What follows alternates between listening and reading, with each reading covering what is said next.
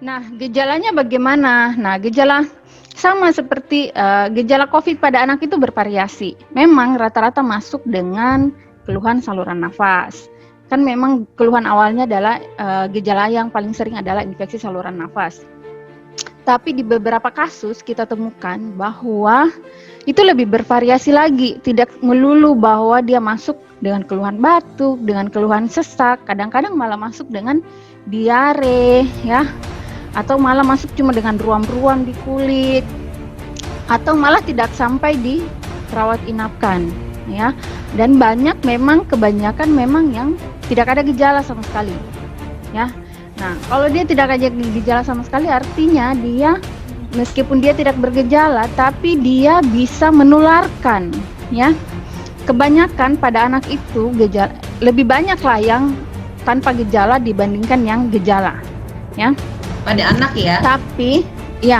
Tapi potensi anak yang misalnya konfirmasi COVID positif, potensi dia untuk menularkan virus tersebut sama seperti orang dewasa yang mengalami.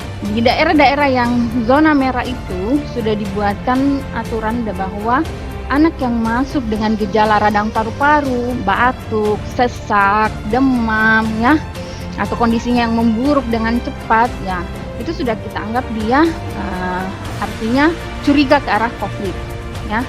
Untuk diagnosis pastinya tetap pemeriksaannya adalah swab.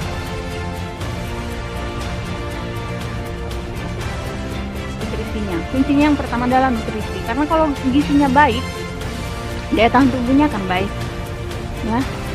Terus yang kedua juga adalah imunisasi. Tapi kaitannya imunisasi dengan COVID gimana ya? Nah, jadi tadi kita sudah bicara tentang faktor-faktor resikonya apa.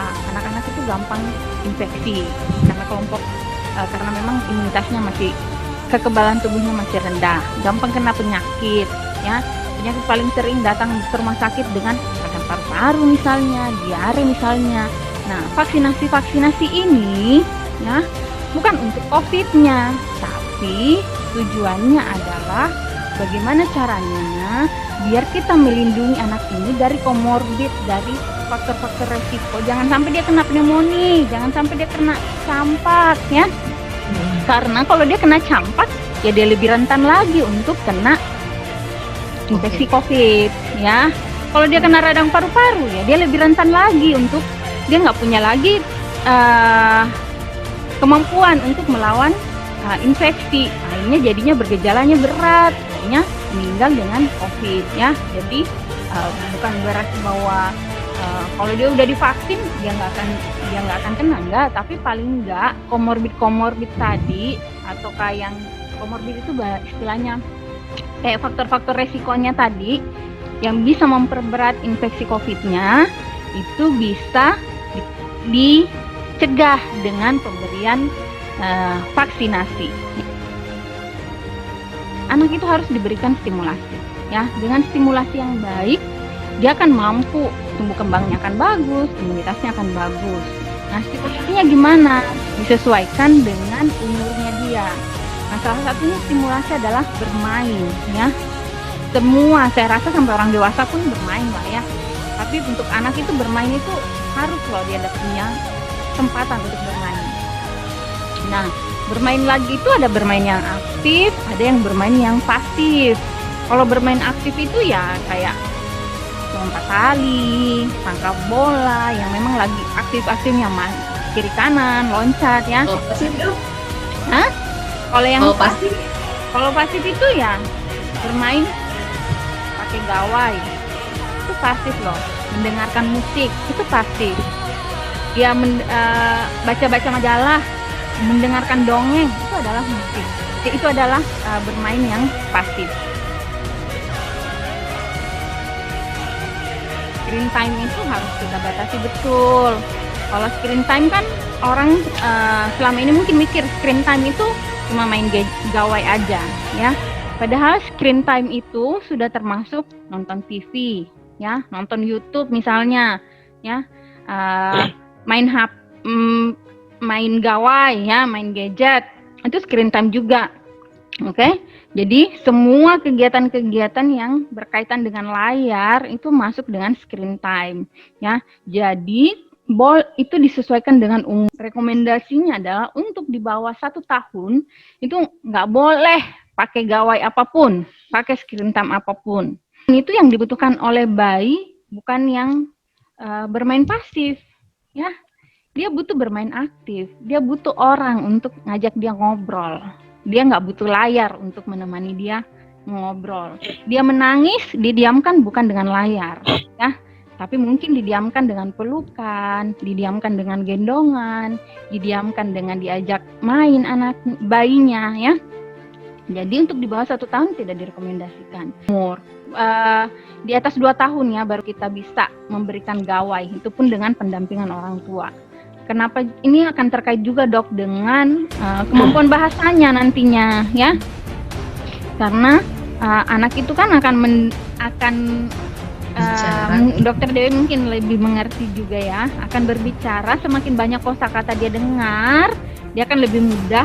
Semakin dia punya lawan untuk berbicara, dia akan lebih cati lah ya, lebih talkative, lebih cerewet gitu ya. Nah, tapi kalau misalnya dia berhadapan dengan gawai, dia nggak dua arah komunikasinya ya. Sementara perkembangan bahasa itu kita harus kejar sampai maksimal 3 tahun, karena 3 tahun pertama itu adalah saat-saat golden periodnya untuk itu. Rekomendasi WHO pun itu untuk di bawah 2 tahun itu kita nggak dianjurkan ya untuk pemakaian masker, karena takutnya malah kenapa dok? Anaknya belum ngerti, yang ada takutnya dia tersedak ya, atau malah tersumbat di jalan nafasnya. Jadi memang lebih direkomendasikan untuk di bawah 2 tahun itu pemakaian face shield aja ya. Oh, jadi kalau dia mau sebenarnya bawa pakai face shield aja gitu ya? Ya, sebenarnya lebih direkomendasikan untuk memakai face shield ya. Bisa pakai masker tapi betul-betul harus diawasi. Sebenarnya yang paling direkomendasikan adalah nggak usah keluar rumah kalau nggak penting, ya biar nggak ribet lagi pakai masker, ya biar nggak ribet lagi pakai face shield. Ya. Tapi kalau untuk di atas 2 tahun pakai masker, tapi yang disarankan itu adalah masker kain yang 3 lapis, ya paling nggak yang 3 lapis yang disarankan. Kan terus kebiasaan untuk hidup sehatnya. Ayo kita cuci tangan ya. Habis dari luar nih ganti baju, mandi dulu ya. Jadi lagi-lagi memang aku harus sering ngingetin PHBS ya di rumah ya, pola hidup bersih dan sehat. Ada salah satunya adalah stres ya. Stres itu menurunkan imunitas tubuh kita. Anakku stres loh ya. Bayangkan aja anak lagi aktif-aktifnya dikurung dalam rumah, nggak boleh kemana-mana ya. Sebelumnya bebas tuh main kemana, misalnya dibawa ke Tamkot tiap hari, tiap akhir pekan, diajak bermain ke mall, ke pantai, kemana ya. Tiba-tiba kebiasaan itu dihilangkan, jenuh, stres ya. Akhirnya muncul perilaku-perilaku yang anak saya jadi begini ya sejak tinggal terus di rumah ya. Satunya adalah terlibat dalam kegiatan-kegiatan si anak. Kita bermainnya sama si anak ya. Olahraganya sama si anak. Jadi paling enggak stresnya tadi bisa tersalurkan, nggak jadi stres gitu. Dia tetap punya waktu untuk bermain ya. Dan orang tua harusnya kreatif.